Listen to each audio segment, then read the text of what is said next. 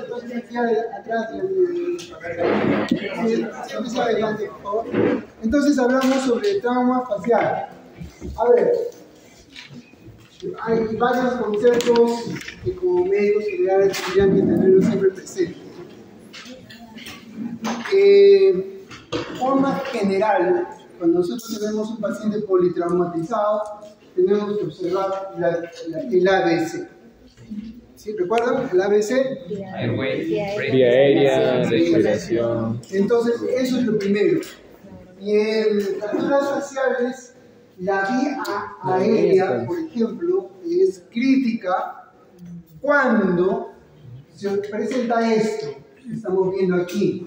El paciente sangra por la boca, tiene la mandíbula inestable, tiene fracturada el maxilar superior, la mandíbula, la lengua se va para atrás. Entonces, ¿qué sucede? Se va a ahogar. La vía aérea no funciona. Entonces, es lo primero que tenemos que ver en un paciente que pueda respirar. ¿No? Que limpiar la vía aérea, sangre, meter nuestros deditos, tratar de que el paciente pueda respirar.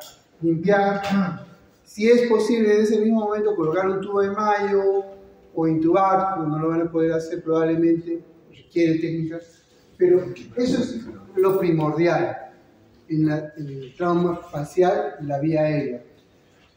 ¿Alguna otra emergencia en la especialidad de cabeza y cuello que tenga que ver con la vía aérea en un paciente traumatizado?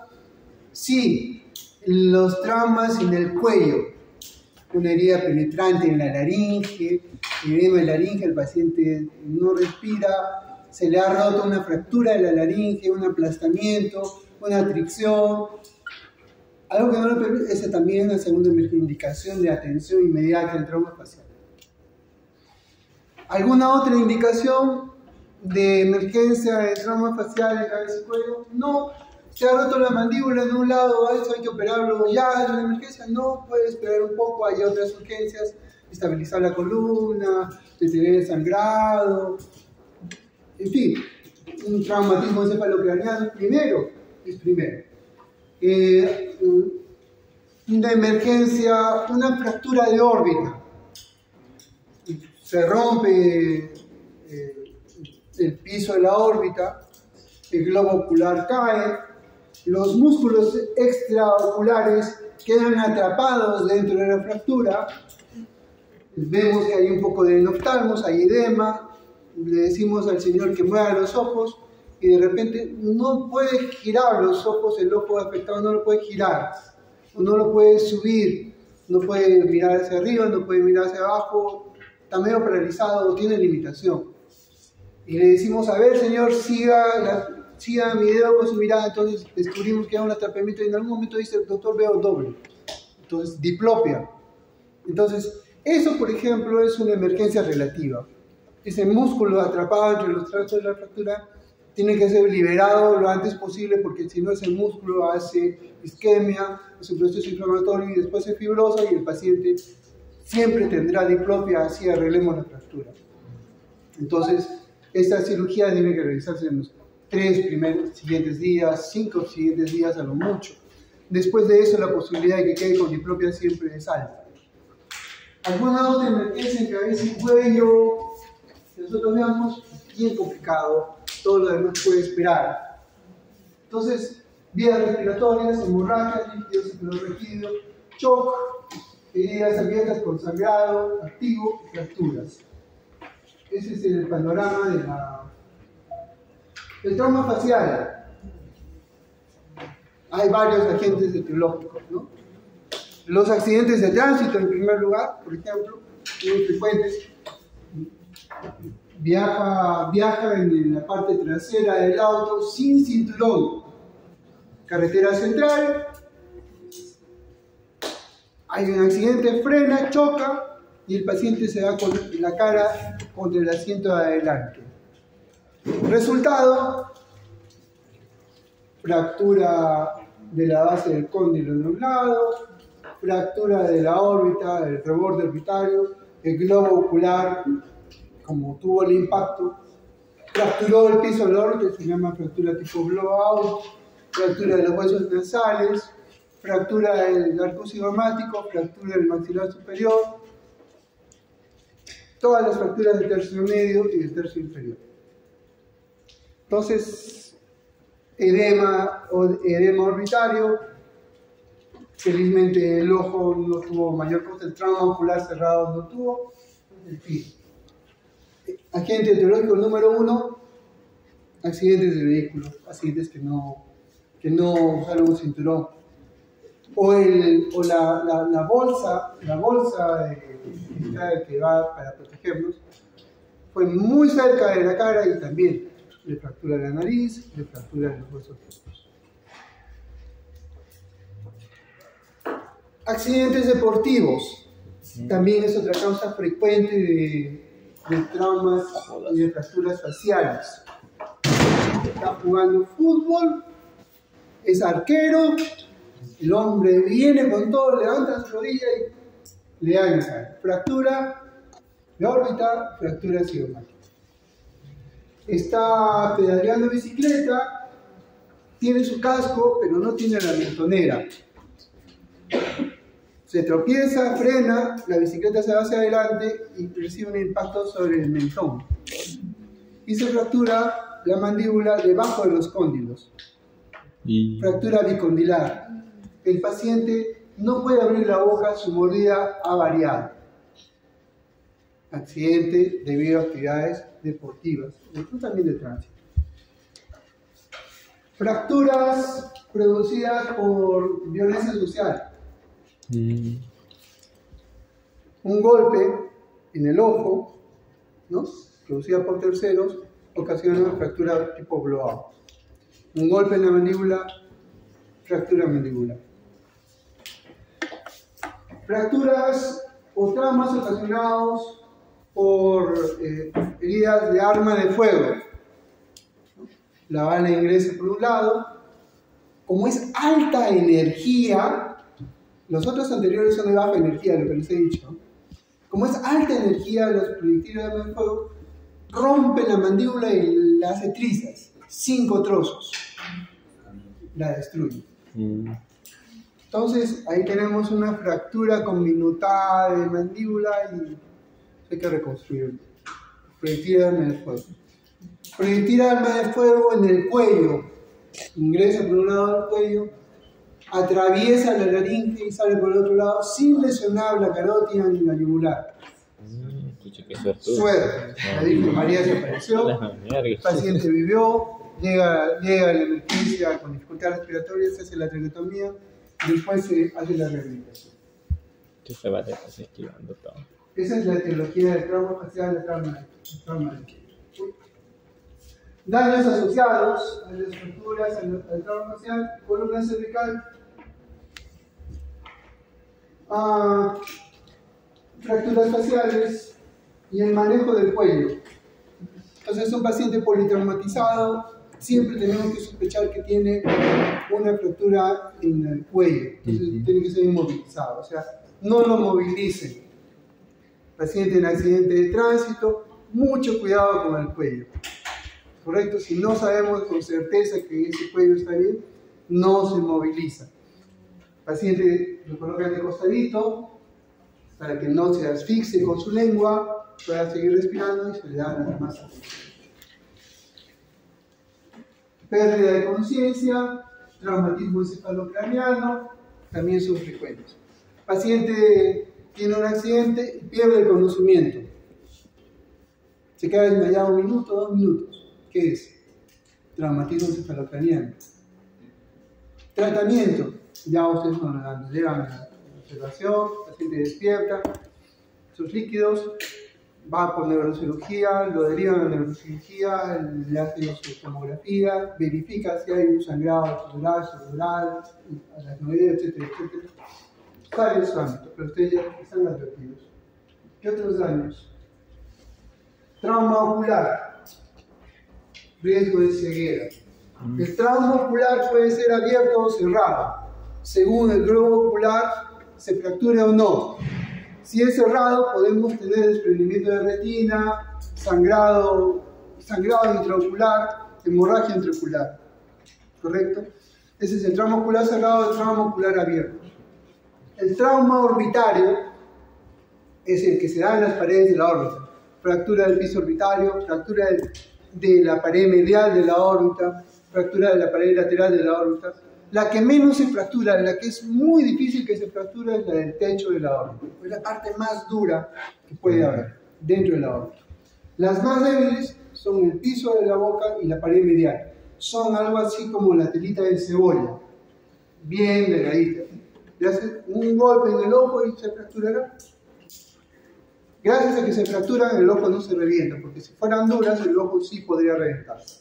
Por eso no la fractura. ¿Qué otra sugerencia de fractura? Acá, el trauma facial no tiene precedencia al manejo de la vía aérea, la estabilización hemodinámica, el control de hemorragias, el manejo neuroquirúrgico, el torácico o el trauma abdominal. Lo que estamos diciendo, el ABC, el trauma facial es después, se ve después. Primero la vía aérea, después la estabilización de los sangrados, después el manejo neuroquirúrgico, el TEP, el trauma torácico, el abdominal, etc. Sigamos. Hay todos unos esquemas que ustedes les dan en su curso de RCP, en su curso de BCR, en los cuales tenemos un paciente accidentado, qué se hace, se ve la vía aérea, se reanima, se hace la llamada de auxilio, cómo se permeabiliza la vía aérea. Son cursos especiales. Entonces, generalmente cuando van ustedes a trabajar en algún lugar, les exigen que pasen esos cursos de reanimación, de primeros auxilios. Entonces, aquí por ejemplo hay un esquema: recogida, evacuación, transporte, primeros cuidados, control de vía aérea, control de hemorragia, control de shock. Entonces tiene toda una tabla de una lista de verificación de cosas que ustedes tienen que hacer, que la tienen que tener por concepto en la mente, no de memoria, sino por concepto, por sentido común. Entonces, ustedes están viéndole el ojo, pero el paciente se está ahogando. No, pues primero es vía aérea. Ya le liberaron la vía aérea, pero observan que tiene fracturas en las costillas, tiene un tórax inestable, o de repente tiene una perforación del tórax, está haciendo un neumotórax. Entonces, tienen que verificar todas esas cosas. Ustedes podrán hacerlo todo, bien complicado, pero tiene que ser lo mínimo, ¿no? Por ejemplo, acá en cuidados, primeros cuidados, control de las vías aéreas, sacar la prótesis, limpiar la boca, controlar la hemorragia, compresión, torniquete, control del shock, colocar una vía, en fin, cuidados inmediatos. Si pueden hacer la intubación, la cricotiroidotomía. ¿Qué será la cricotiroidotomía? El cartílago cricoides, sección del cartílago cricoides. ¿Dónde está el cartílago cricoides, doctor? ¿Dónde estará el cartílago cricoides? ¿Dónde está el cartílago cricoides? Está por debajo. Está en la laringe. Ya está. Está en la laringe, doctor. ¿Y debajo de dónde? ¿De la manzana de Adán? ¿De la manzana de Adán un poco más abajo? Sí. ¿Cómo se dan cuenta? Lo palpan, de repente ven una muestra. Ahí hay una entre... Ustedes acuérdense, la laringe tiene dos cartílagos grandes. Uno grande, que es el cartílago tiroides, y otro chiquito, que es el cricoides. Entre los dos hay una membranita. Esa membranita es la que tiene que cortar y por ahí ingresar para poder habilitar la vía aérea. Incisión en la línea media, con los medios que tengan. ¿Que es fácil de hacer? No. Ustedes no están familiarizados con líneas quirúrgicas. Que tienen que entrenarlas si quieren tener esa posibilidad de trabajar en una emergencia y enfrentar eso, sí. Si no hay nadie más capacitado que ustedes. Claro, no hay cirujano, ustedes son el jefe del sitio, es una posta, hay una obstetriz, hay una enfermera, hay un odontólogo. ¿Quién lo tiene que hacer? Bueno, si están entrenados, podrán salvar la vida, pero si no, se van a morir. Es como que viene un bebito, está en una posta, no hay enfermera. Tiene un bebito de 6 meses, enfermedad diarreica aguda, deshidratado, hasta el final. Y no le encuentran la vía endovenosa. ¿Qué hacen? ¿Les han enseñado a hacer flebotomía? ¿Les han enseñado a ver ese tipo de situaciones? ¿Se han entrenado? ¿Dónde van a buscar un bebito la vena? ¿Lo van a encontrar? Intraóseo. ¿No le hacen un abordaje intraóseo? Si no lo saben hacer, ¿se murió? ¿Es culpa de ustedes? ¿O es culpa del profesor que no les enseñó? ¿De quién es la culpa? De nosotros. Muy bien. Entonces la psicotirotomía, la traqueotomía es un procedimiento más largo. Es abrir un anillo en la tráquea, más abajo de la laringe todavía. ¿Será dificultoso? Sí. ¿Por qué? Porque sobre la tráquea está un órgano que se llama tiroides. ¿Y qué pasa si haciendo la traqueotomía de repente le dan a la tiroides? Empieza a sangrar a los botones. Gracias. O sea, tienen que tener un buen entrenamiento. Entonces tienen que verificar todas estas cosas. Si es posible intubarlo, lo mejor, si no la tirotomía, clasificar al herido, si un herido grave, un herido leve, tratar el shock, inmovilización, si tienen fracturas, diagnóstico de lesiones asociadas. Todo eso lo tienen que hacer rápido. Imagínense que ha habido un accidente, vienen 40 personas. ¿Ya? Entonces son listas de verificación para el tratamiento. Vía aérea, lo que les decía, ver si hay cuerpo extraño que había ahora en los faringes, si la mandíbula está fracturada, si hay un hematoma debajo de la lengua, por ejemplo, si la lengua de este tamaño no le entra en la boca, se le sale en la boca, ¿cómo va a respirar ese paciente? ¿Correcto? Tiene trauma laringio, un aplastamiento en la laringe, el paciente, ¿cómo nos damos cuenta que tiene trauma laringio? ¿Cómo será la respiración del paciente que tiene trauma laringio? Un estridor inspiratorio y expiratorio, dos tiempos. No puede respirar, entonces es un trauma laringio. Sigamos. Ahora sí. Insuficiencia respiratoria, obstrucción mecánica, edema, un laringoespasmo, inadecuada ventilación pulmonar. ¿Por qué un laringoespasmo?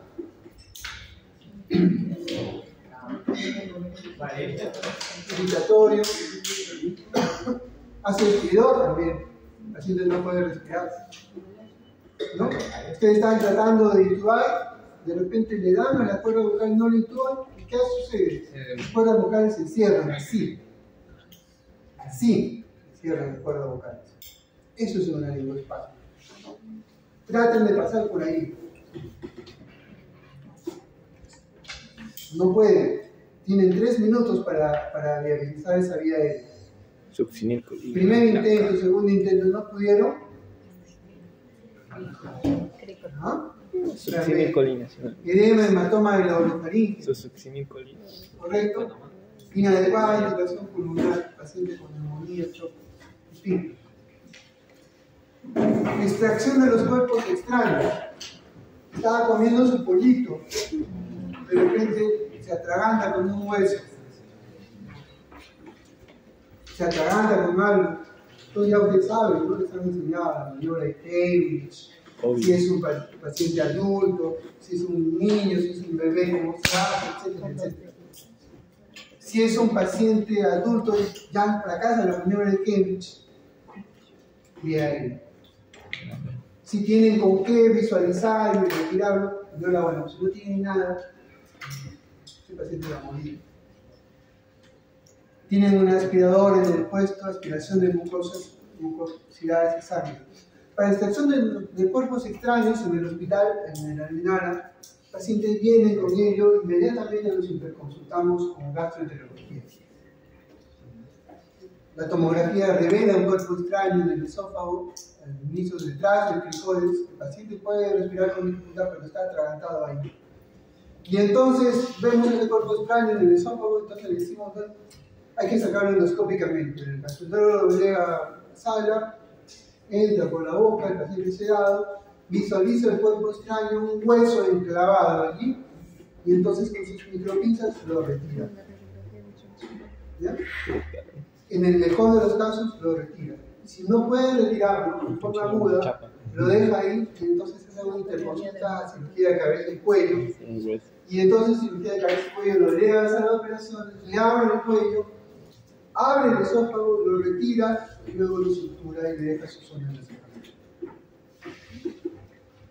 En algún caso el gastroenterólogo retiró el hueso y a los 3 días el paciente hace sepsis. Le hacen una tomografía y hay una colección de pus en el mediastino. Está haciendo una mediastinitis. ¿Y por qué ha sido que ha hecho una mediastinitis un paciente con un huesito atragantado en el faringe esófago? Perforación. Y eso ha sucedido. Y el tratamiento convencional es cortar el esófago allí, abocarlo al cuello, excluirlo, limpiar toda la de la pus y rezar. Y el paciente puede morir. Si es inmediato, se puede colocar un bypass salival. ¿Qué es un bypass salival? Un bypass salival es como una copita, es una copa con un tubito largo, es como un embudo largo. Entonces, ese embudo se coloca por la boca, pasa a través del esófago y bypassea la perforación y se enclava en la faringe. De manera que todo el 1,5 litros de saliva que producimos pasa a través del tubo y aísla la saliva, todo lo que es la boca, del esófago. Y entonces el paciente tiene una oportunidad. Nosotros tenemos un caso así en el Almenara en este momento. Una viejita de 60 y tantos años. Entonces, sobrevivió. Entonces, esa es la complicación de los cuerpos extraños. En la vía aérea, en la vía aérea. En la vía aérea, un cuerpo extraño, el paciente no sobrevive si no se lo sabe. Se asfixia. ¿Correcto? Aspirar las mucosidades y la sangre. Viene el paciente con todo ello, si hay que aspirar, agarra su aspirador, una sonda de aspiración número 14, y lo saca. Jalan la lengua. Si tienes una fractura tipo Lefort 2 o 3, ¿qué es una fractura Lefort? Lefort fue un doctor que observó que algunos pacientes traumatizados, fracturados, venían con la cara aplastada. Aplastada. Miraba que el arco maxilar estaba atrás y el paciente cerraba la boca y los dientes quedaban abiertos, no ocluían los incisivos. Entonces se dio cuenta que había ocurrido una fractura en el tercio facial, el tercio medio facial, completa, sí, de extremo a extremo, de manera que todo el maxilar superior se hundía.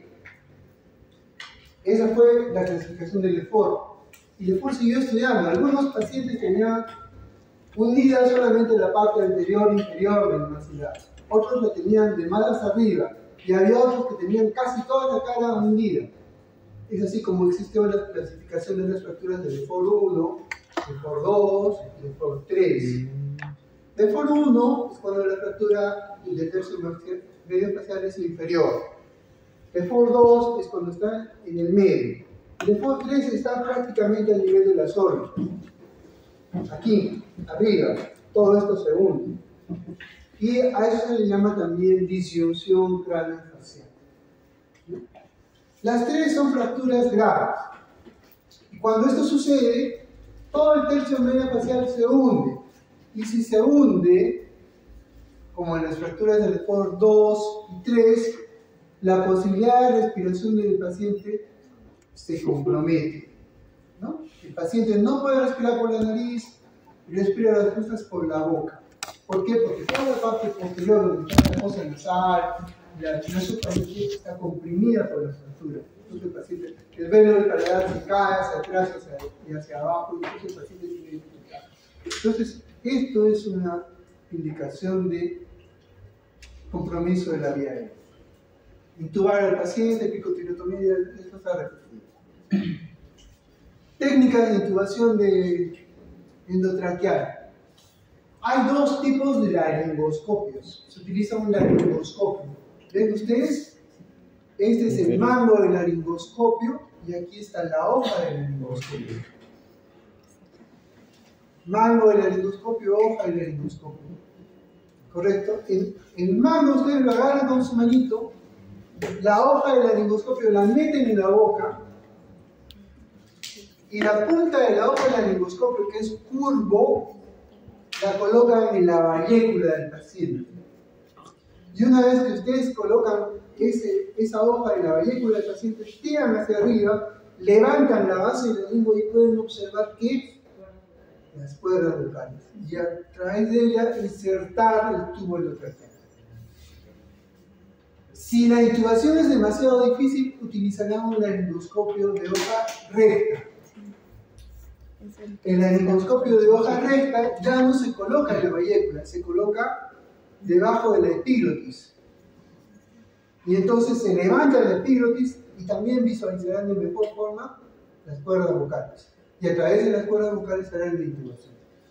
Para hacer esto hay muñecos. Pueden entrenarse en muñecos.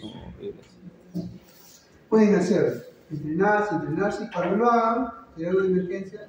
Y si no, acompañarán a un anestesiólogo, a un intensivista que intube y lo verán cómo lo hacen. Una vez que lo vean como 10, 15 veces, que hayan estudiado la técnica, entonces el anestesiólogo o el intensivista les dará para que ustedes lo intuben en sus prácticas, cuando hagan prácticas. Y entonces aprenderán a intubar. La intubación electiva, esa la operación en un paciente, tiene sus indicaciones, tiene sus características. No todos tenemos la lengua delgada o la lengua gorda, la faringe muy arriba, la faringe muy atrás. Algunos cuellos son difíciles, unos cuellos que son cortos, unos cuellos largos, pacientes obesos, pacientes delgados. Todo eso nos va a dar unas pautas de si la intubación va a ser difícil o si va a ser una intubación fácil. Cuando nosotros sabemos cuándo un paciente es difícil, entonces estaremos preparados para la intubación y lo haremos mejor. Hoy en día, modernamente, estos aparatos ya vienen acoplados con un monitor. En la punta o al lado del laringoscopio hay una cámara. Entonces, ustedes ya no tienen que inclinarse y ver directamente las cuerdas vocales, están mirando a la pantalla. Se llama el famoso Glider, es un tipo de laringoscopio, la marca Glider. Entonces, modernamente cuando es difícil intubar, ahora los especiales lo hacen más fácil. ¿Correcto? La técnica de la cricotiroidotomía, lo que les decía, cartílago tiroides, cartílago cricoides, tiroides, tráquea. La cricotiroidotomía es esta membrana acá entre el tiroides y el cricoides, esa membranita. Eso es lo que tienen que palpar. Se hace la incisión allí y se inserta un tubito. Van a hacer la traqueotomía con mucho cuidado. Correcto, ahí está la tiroides. La tiroides es un órgano muy vascularizado. Es uno de los órganos más vascularizados que existen en el cuerpo humano. Correcto, entonces bien sangrante. La técnica de la traqueostomía. Para nosotros hacer un procedimiento quirúrgico en el cuello tenemos que conocer la anatomía del cuello. Sí. ¿Correcto? Entre la clavícula, el esternón y el hueso que tenemos acá que se llama yoides, existen estos músculos que se llamarán esternoyoideos o tiroyoideos, ¿no? Esternocleidoyoideos, etcétera, etcétera. Porque van desde el esternón de la clavícula hacia el yoides. ¿Qué función tienen esos músculos? Cuando se contraen, el yoides desciende.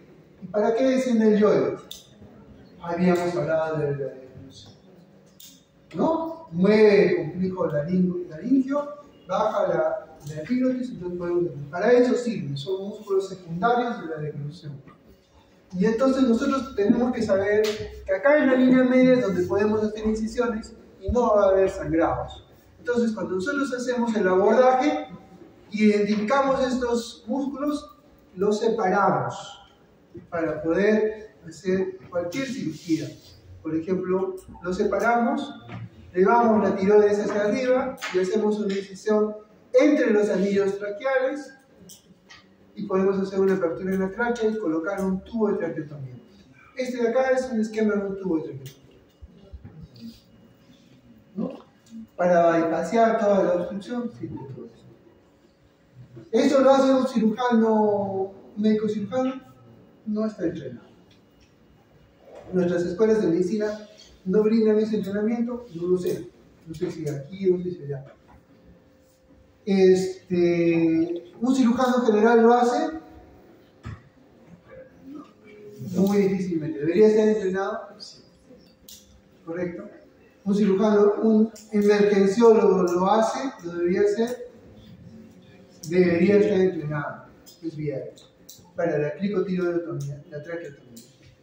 ¿Cuál es más fácil, la cricotirotomía o la traqueotomía? Crico. Crico. Con lapicero. Hemorragia, masividad, sensibilidad de tercio y medio.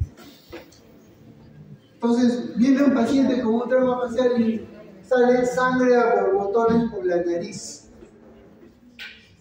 Así, una epistaxis brutal. Entonces ahí está indicado el taponamiento nasal anterior. Mechas nasales. Ya no sangra por la parte anterior de la nariz. Le abren la boca y ven que está sangrando por detrás del velo del paladar. Entonces ahí está indicado hacer un taponamiento nasal posterior.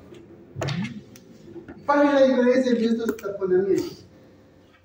En el taponamiento nasal posterior nosotros ocluimos las cuadras y en el nasal anterior las narices. ¿Cómo se hace? El nasal posterior es más difícil. Requiere una técnica que los otorrinos, entonces como médicos generales llamarán a los otorrinos.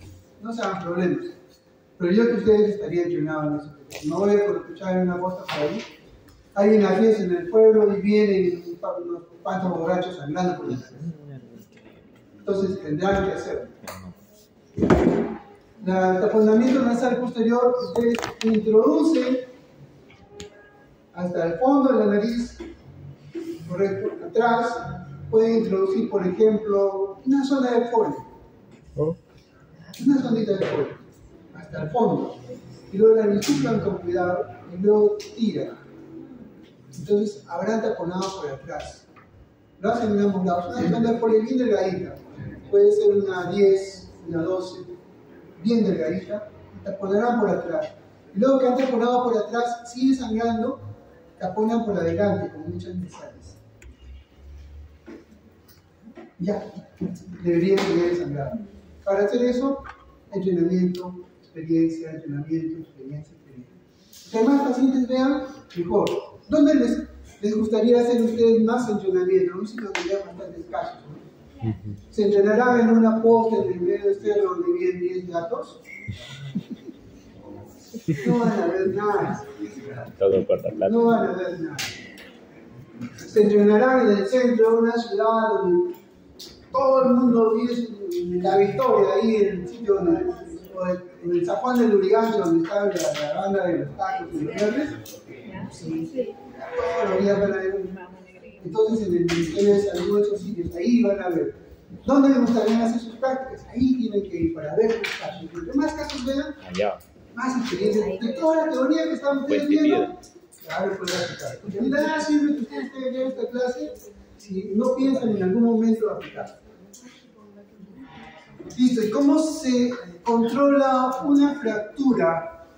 Por ejemplo, una fractura del tercio medio facial, hay varias ramas, hemorragales, carillas, mediana, tal. Ya hemos visto la epistaxis, pero de repente pues, el paciente viene sangrando por los oídos. ¿Qué sucede cuando un paciente viene sangrando por los oídos? Esa es una fractura de base de cráneo. ¿La podrán solucionar ustedes? No. Inmediatamente. Más rápido que volando. ¿No? Está sangrando por la boca.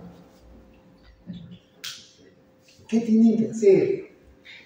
Se ponen su frontoluz o alguien les alumbra con su lamparita y se arman con una aspiración de secreciones.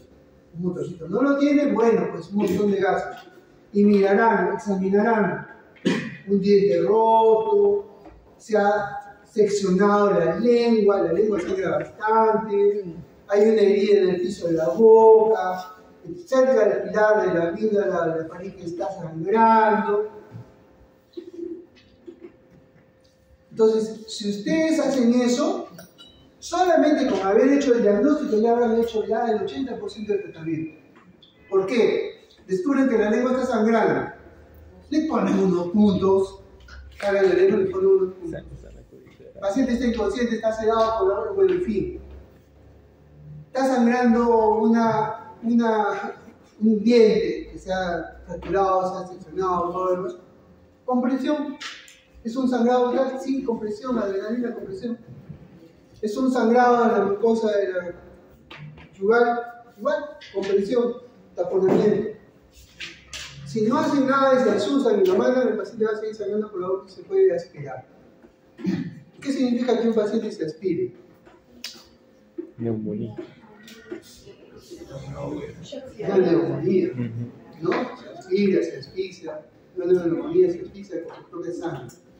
Entonces, como médicos generales, eso es lo primero que tienen que hacer, mirar, hacer diagnóstico. Ya no llega a sus manos, ¿no? Eso es lo primero que auxilio. El trauma facial. Rinorrea simple, contraindicado el taponamiento, fractura frontonodal nasal, afectación reducción. Las fracturas nasales las hace el otorrino, ¿no? El paciente le dan un golpe, la nariz pueden reducirlo ustedes mismos, es muy fácil, se reduce ahí mismo, si no, esperan 7 días y lo reducen después. Cualquiera de los dos. No vamos a hablar de eso.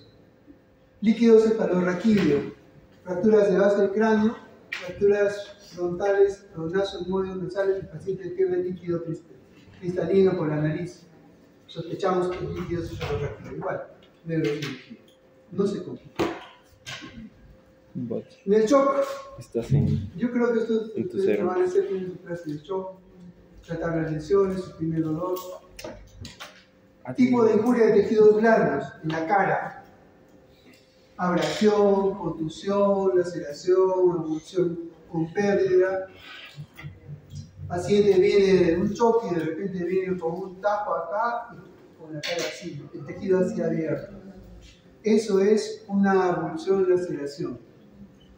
De repente le falta un pedazo de nariz, es una abulsión con pérdida de tejidos. Viene la cara así, estrellada, un moretón, con escoriación, o sea, pérdida de continuidad, es una contusión, una herida contusa. Abrasión, aterrizó por la cara, está rasguñada, es una abrasión. ¿Correcto? Son tipos de injurias. Cuando ustedes describan al paciente su semiología, dirán: lesión, abrasión, tal, diagnóstico, tal, es una herida contusa, equimosis, formación, hematoma, etcétera, etcétera. Hay una laceración, corte de tejido blando, es un corte contuso, un corte con bordes imperfectos, etcétera, etcétera. Este es un sacado de un libro, una laceración, fracturas, con una herida en la cara, que es una herida de bordes irregulares. ¿Quién la va a suturar? ¿Ustedes? Con el colocochario van a mandar a cirujano plástico.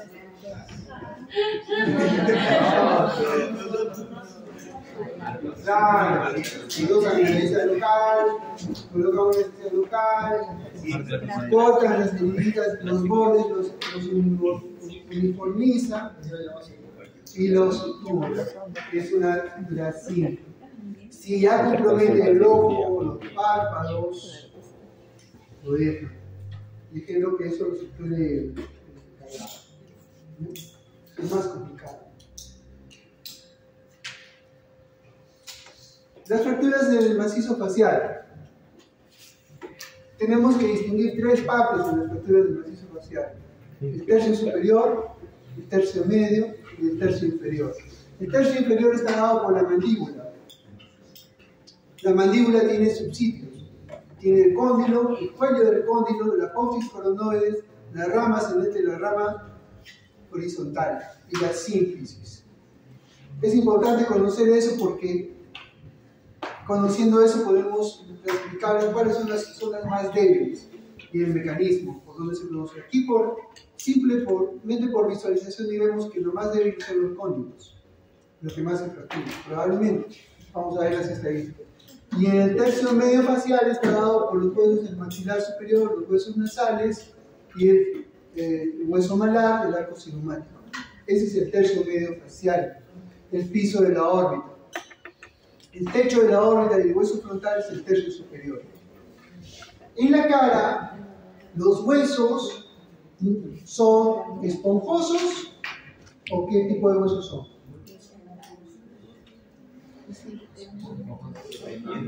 ¿Ya? No son como los huesos largos, ¿correcto? Son planos, tienen tridimensionalidad, y los huesos tienen ciertas partes que son más duras y otras partes que son menos duras, que son más débiles. A esos segmentos nosotros los llamamos contrafuertes. Por ejemplo, un contrafuerte es este, el que va alrededor de la órbita, por debajo de la pared posterior, parte posterior del maxilar, desde la tuberosidad del maxilar. Ese es un contrafuerte. Parte anterior del maxilar, cerca de la escotadura piriforme, tenemos otro contrafuerte. Aquí este contrafuerte es la parte posterior de la mandíbula, ¿correcto? Entonces tenemos contrafuerte estérico-maxilar, cigomático, naso frontal, el techo de la órbita, lo que decir que son todos contrafuertes. ¿Por qué tenemos que conocer?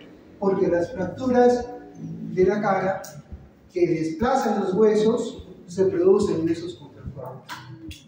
Si hay una fractura, por ejemplo, aquí entre esos dos contrafuertes, se romperá como una cascarita de huevo.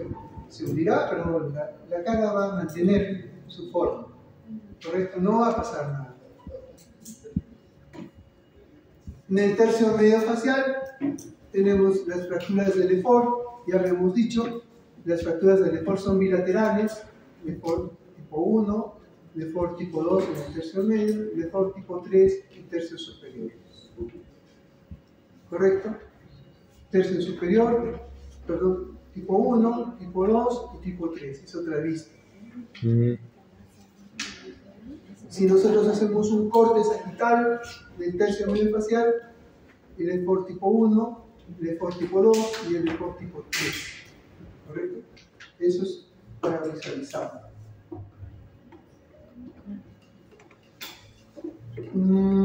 Este es otro esquema sobre las fracturas son del complejo cigomático orbitario. Esta es aquí, cigoma, órbita, complejo nasomaxilar 2, este triángulo de aquí, complejo nasoetmoidal, el 3, los huesos propios-nasales, frontal, y el complejo dento-alveolar aquí abajo. Es otra clasificación de las fracturas del tercio medio facial.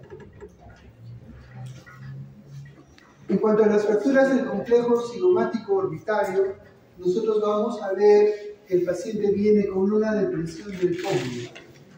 Ustedes lo miran por arriba, así que se inclina el paciente, visualizan los dos pómulos y ven que ese pómulo está hundido. Entonces se tratará de una fractura del complejo cigomático orbitario. El arco del cigomático está fracturada la unión del cigoma con el maxilar, está fracturado también el reborde orbitario inferior. ¿Correcto? Entonces, esa es una fractura del complejo cigomático orbitario. ¿La puede producir un golpe directo? Sí, puede producirla por un golpe directo. Tratamiento de las fracturas del malar puede ser por reducción cerrada o por reducción abierta. ¿Cuándo se tratan las fracturas? Cuando están desplazadas, cuando el desplazamiento es importante, más de 2-3 milímetros de desplazamiento, esa fractura tiene que ser tratada. Cuando es una fractura inestable, también tiene que ser tratada. Las fracturas del tercio medio, que no son desplazadas, ¿son inestables? No, porque en el tercio medio no hay fuerzas que hagan que se movilicen los huesos. Las fracturas del tercio inferior de la mandíbula deben ser tratadas siempre, si están desplazadas, si se movilizan siempre. ¿Ya? Entonces, acá hay una técnica de cerrada de reducción, es muy antigua, casi no se usa, le metían un gancho por detrás del hueso maxilar y lo desimpactaban. Modernamente lo que se hace hoy en día es hacer una incisión aquí en el cuero cabelludo y por detrás de la fascia del temporal llegar hacia el arco cigomático y desimpactarlo. Es una reducción cerrada, es la técnica de Gilles, por ejemplo, ¿no? El arco cigomático, desimpactar las amenas. Esta es una técnica que no se utiliza. Esta es la que yo les había dicho, el abordaje de Diekmann, técnica de Gilles. Se ingresa por la región temporal, se llega hacia donde está la fractura y se desimpacta. ¿Correcto? Son técnicas de desimpactación cerrada. Hay técnicas abiertas. Hay técnicas abiertas para alcanzar el hueso malar y el maxilar, lo veremos en un momento. Por ejemplo, aquí hay una manera de reducir las fracturas. Se hace una incisión en el vestíbulo de la boca, por dentro del maxilar, se llega hacia el seno maxilar y se inserta, por ejemplo, una gasa iodoformada, una sonda Foley, y al entrar la sonda Foley, la presión del globito hace que todo el maxilar, el malar se levante y se desimpacte. De esa manera se consigue restaurar la anatomía de este hueso y el paciente pues queda bien. En unas 3-4 semanas ya queda solidificada la fractura y cicatrizada. ¿Y el polillo también se queda por 3 semanas? La sonda Foley puede quedarse un tiempo. Hay que tener cuidado de que, como en el seno maxilar se producen secreciones, puede haber mal olor y en ese momento se retirará de la zona. Una vez reducida a 2 o 3 semanas, esta fractura ya no se va a mover. Fracturas de la órbita. Las fracturas de la órbita tienen diferentes abordajes. Para el piso de la órbita tenemos un abordaje conjuntival, es decir, hacemos una incisión por dentro del ojo, en la conjuntiva tarsal, y a través de la conjuntiva tarsal llegamos hacia el piso de la órbita y se le repara. Ese es un abordaje. Ese es uno de los más usados porque no deja ninguna cicatriz. Otro abordaje que se utiliza es el subciliar, por debajo de las pestañas, o el palpebral, en el párpado mismo. Entonces, esos abordajes sí dejan cicatriz. Esos son para el piso de la órbita. Hay el abordaje de Lynch, que es una prolongación de aquí, es una incisión que se hace en la región medial de la órbita para reparar fracturas mediales. Y este abordaje lateral, ¿correcto? Es para colocar una placa de titanio aquí en la unión de cigomático o maxilofrontal para unir esa fractura, ¿correcto? Aquí se nota la placa. La reducción de las fracturas modernamente abiertas se hace con placas de titanio y tornillos de titanio. Los tornillos de titanio, las placas de titanio son biocompatibles. El cuerpo no los va a rechazar y se quedan definitivamente allí. Es un esquema de las fracturas del esqueleto nasal. Creo que esto es más de importancia en los otorrinos. Las fracturas nasales también, de los huesos propios, también son estudiadas.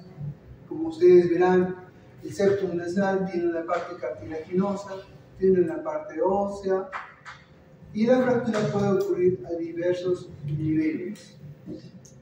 Al final, de lo que se trata en una fractura nasal es de alinear los segmentos fracturados, que queden rectos, y cuando no es posible, el otorrino lo que hace es retirar parte del cartílago que está luxado, fracturado, y se restaura la anatomía. Correcto, estos tipos de fracturas del esqueleto no entran al examen, no se preocupen. Estos son para que vean ustedes cómo se hace la radiografía de los huesos nasales. Las indicaciones de la reducción cerrada es un tema más de los otorrinos.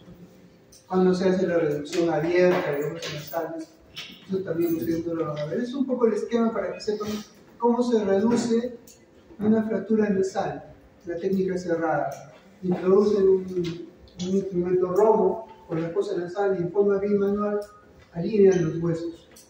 Y una vez que están alineados, le colocan su yesito. Y esta es la forma en que se reducen en forma abierta las fracturas nasales. Esto ya tiene otras indicaciones. ¿Correcto? Luego se inmoviliza, se coloca su yeso Las fracturas abiertas también no las vamos a ver. Correcto. Creo que eso no entra para ustedes. Eso nada tiene que ver. Esto es interesante que lo sepan, porque cuando a veces se pierde todos los elementos óseos de dorso nasal, el cirujano recurre a un injerto. Puede ser un injerto de costilla, cartílago costal. Se coloca, se sutura, se le coloca una placa y sirve como un nuevo dorso nasal. Este es un caso de un niño que perdió todo eso. Ahora hablemos un poco de las fracturas del core, ya lo habíamos dicho, tipo 1, tipo 2, tipo 3. No es tipo 1, es un esquema para que ustedes vean que es el tercio inferior. Para la reducción de estas fracturas nosotros utilizamos unas pinzas especiales con las cuales tomamos todo el segmento inferior y fraccionamos toda la parte hundida del tercio maxilar fracturado y lo llevamos a su nuevo sitio para poder colocarle las placas. Son fracturas maxilofaciales. Antiguamente no habían placas, entonces utilizaban alambres quirúrgicos de esta manera, como ustedes están viendo en los esquemas. Y hoy en día, para todo tipo de fracturas, utilizamos mini placas.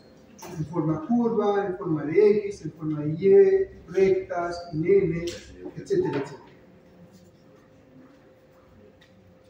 Esta es la fractura del tipo 2, que está en el tercio medio. Correcto, tiene sus variaciones. También se utiliza cierto instrumental especial por el cual se ingresa por la fosa nasal y por la boca para poder hacer la tracción de esa fractura. Igual, antiguamente se subía la tipo 3. Observen, el trazo fracturario va por la órbita, detrás de los ojos.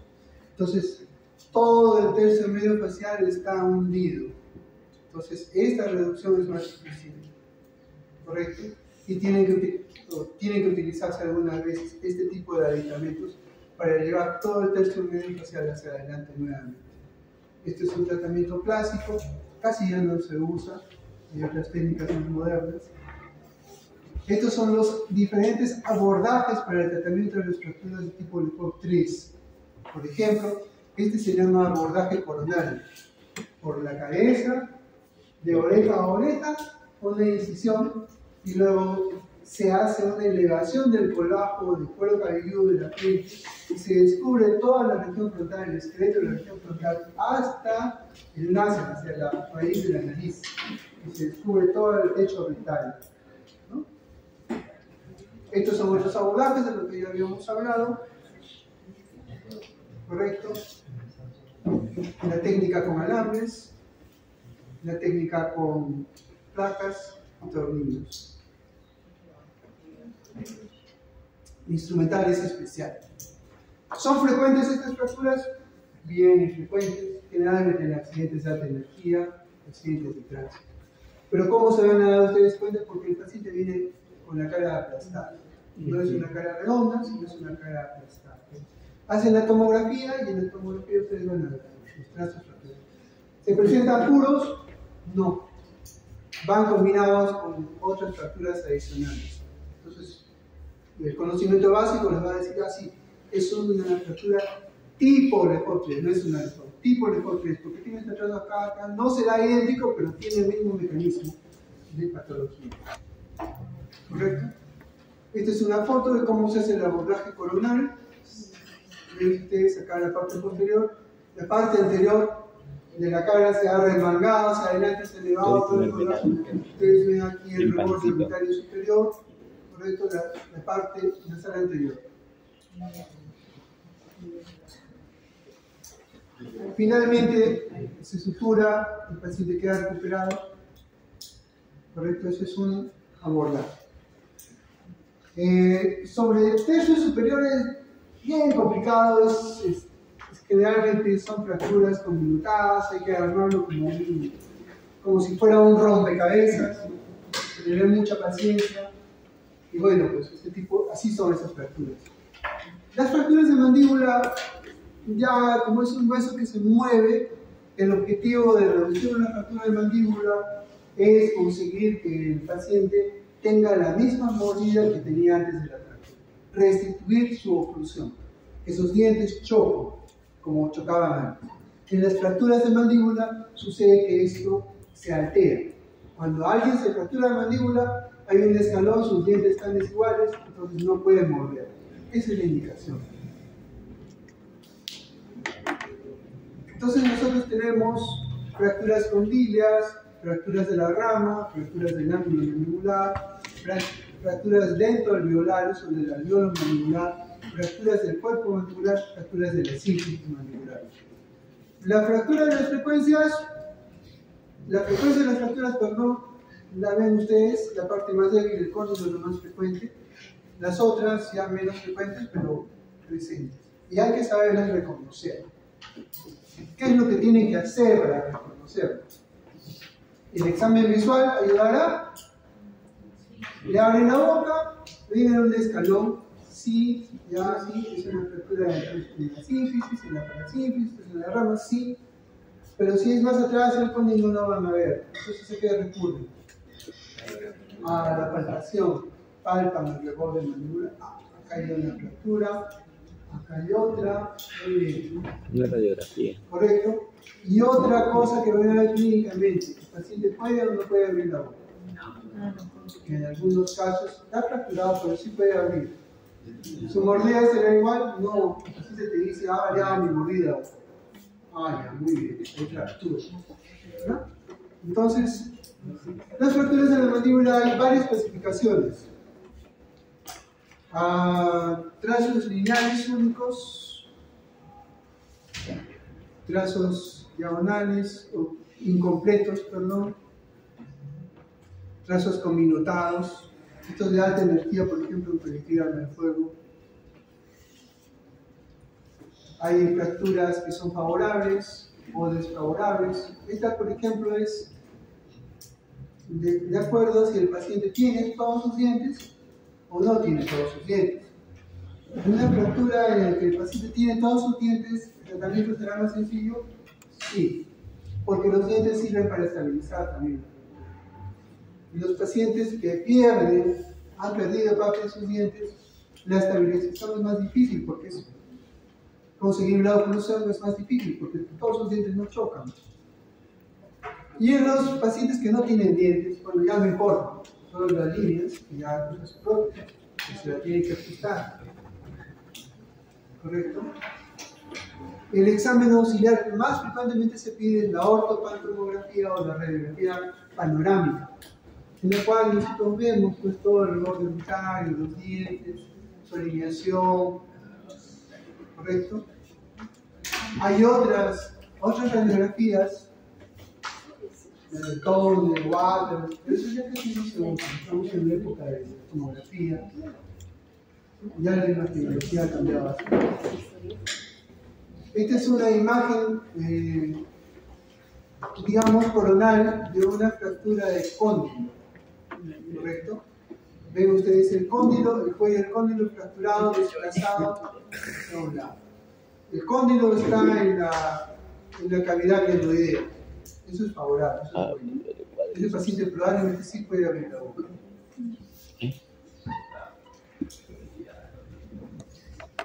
Digamos.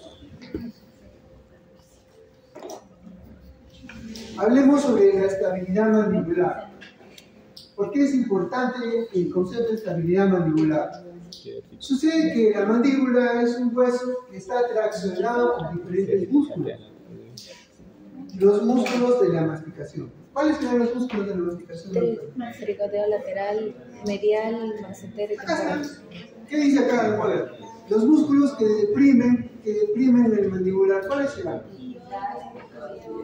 El trigoideo lateral, medial, temporal y los músculos que protruyen la mandíbula o los músculos que retraen la mandíbula.